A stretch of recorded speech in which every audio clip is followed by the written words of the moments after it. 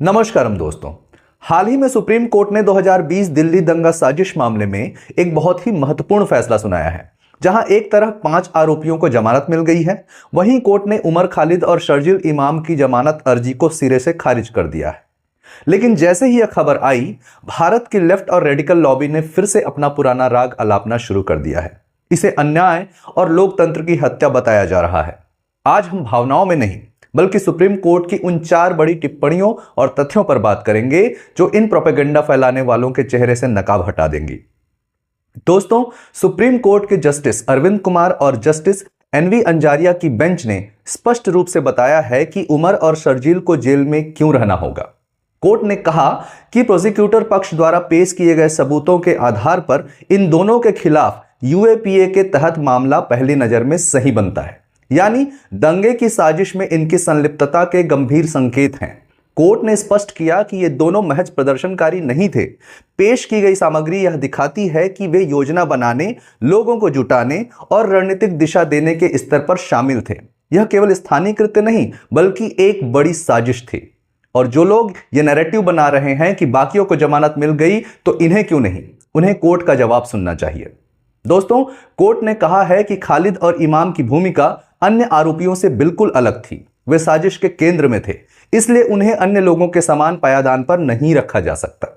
एक होता है दंगे में भाग लेना और एक होता है दंगे की योजना बनाना। बाकी जिन्हें जमानत मिली है वे योजना बनाने में लिप्त नहीं थे, इसलिए उन्हें बेल ग्रांट कर दिया गया। कोर्ट ने अनुच्छेद 21 जो कि व्यक्तिगत स्वतंत्रता का मामला है और यूएपीए जो राष्ट्रीय सुरक्षा का मामला है के बीच संतुलन की भी बात की।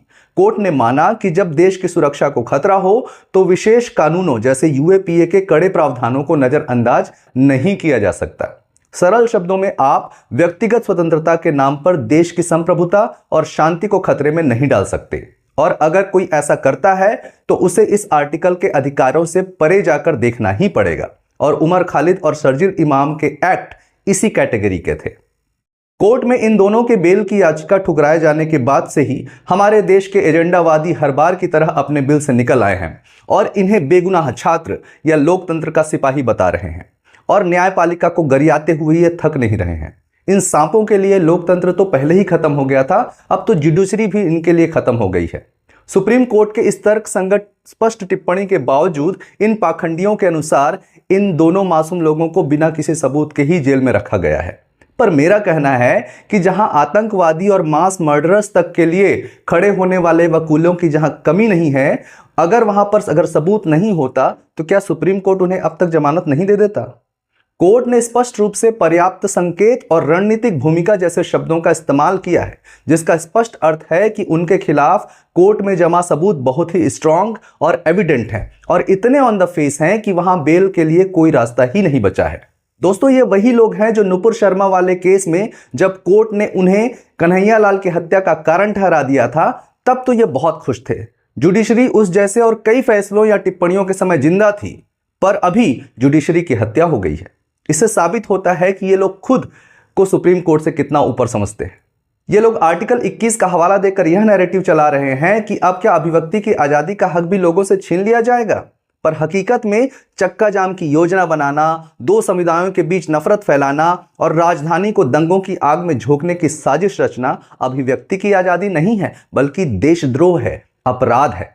शर्जील इमाम के वो भाषण आज भी इंटरनेट पर मौजूद हैं जिनमें वह देश के एक हिस्से को काटने की बात कर रहा है। जाए एयरफोर्स से असम को काटना हमारी जिम्मेदारी है।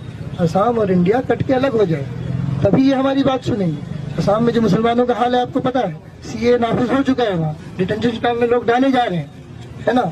इसके बावजूद इन्हें लगता है कि इन्हें जानबूझकर टारगेट किया जा रहा है, पर हकीकत आपको पहले से ही पता चल गया है कि इसी केस में 5 अन्य लोगों को जमानत मिली है। अगर सरकार सबको टारगेट ही कर रही होती तो क्या कोर्ट इन्हें रिहा करती?